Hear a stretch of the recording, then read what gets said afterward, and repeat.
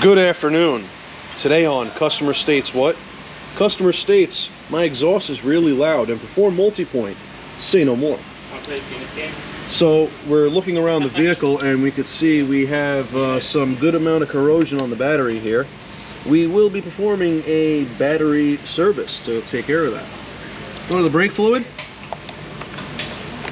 Oh, looks like our man Shrek has stopped by. That fluid's looking a little green. He might need a glass of water or a Pedialyte. So let's get a little further into the car. We're looking around and we could see, oh yeah, this is a flavor car.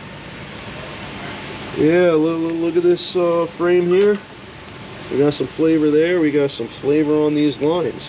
We got some flavor on that subframe mount. You know what, guys? Let's take it up top and see what's loud. So now that we took it up top, I could tell you this this car got a heavy case of the flavors. A heavy case of the flavor chips. Oh my God. No more paint here. This is all, oh my God, look at this flavor chip. Look at that, look at that. Oh yeah, look at that flavor chip. Oh my God, the flavor, look at those brake unions. The flavor is strong with this one, guys. Very strong. You want to see how strong? Let's go a little further back. Let's go a little further back to this dead axle. What color is that? That's the color of flavor. Oh my God. Look at this rod. Look at the crust on this rod, giggity. Oh my God, it just gets worse. It just gets worse. Alright, so let's go to the exhaust issue. Like, so this tailpipe here is still good, even though the hardware is no longer identifies as hardware anymore. I'm gonna be able to save the tailpipe, but you see this exhaust here? You see this exhaust, one piece? Well, let's go a little further. Let's go a little further to the cat and right into the manifold. Let's get up in there like a wedgie, guys. Look at this heat shield. Gugats. This heat shield. Gugats. Now, you see that black stuff right there? That soot? Well, the spot welds that this here heat shield that connects to the cat, well, it's leaking. The kitty cat is leaking. Giggity. And not in a good way. The manifold will never come out in one piece. So what we're doing here is we're replacing the manifold, replacing the cat assembly, we're replacing both O2 sensors. Well, this is an O2, the other one up there is an AF.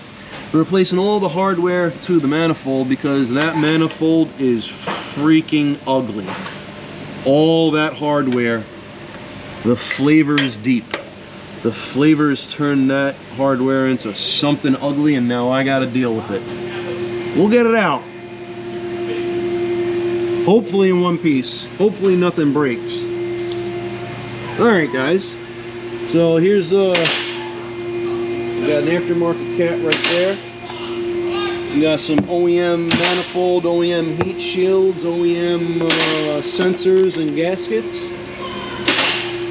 We're gonna make this car right for the customer. It's gonna sound nice. We're also replacing the cabin air filter, the engine air filter, and we're going to perform an AC vent disinfectant service because you know what? When I inspected that cabin air filter, I saw some rat poop. So there's a rodent somewhere in the car. Just a tip into the repair. So we're a little bit into the repair, just the tip, giggity.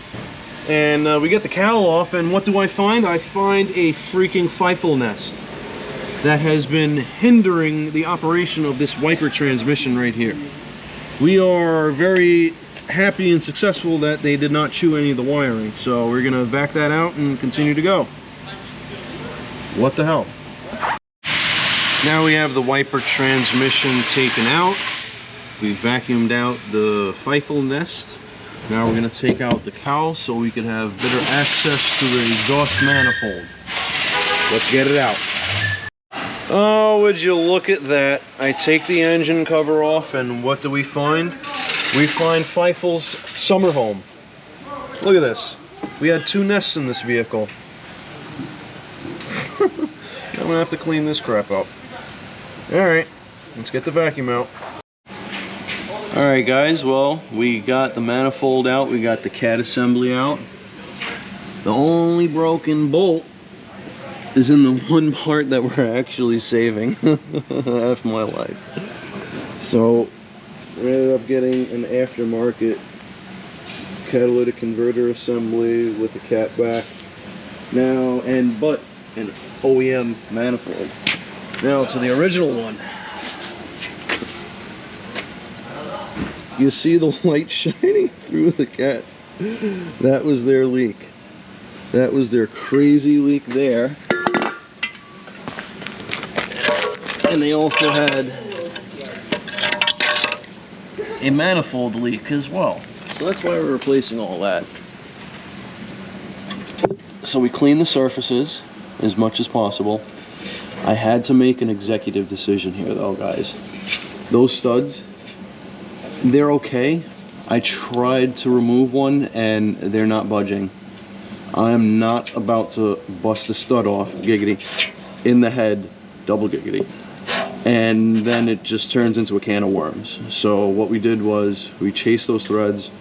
We're using brand new hardware, brand new gasket, and yeah, we should be good. So let's get into the rest of the replacement. Well guys, I'm winning. The only broken bolt, and I got it out.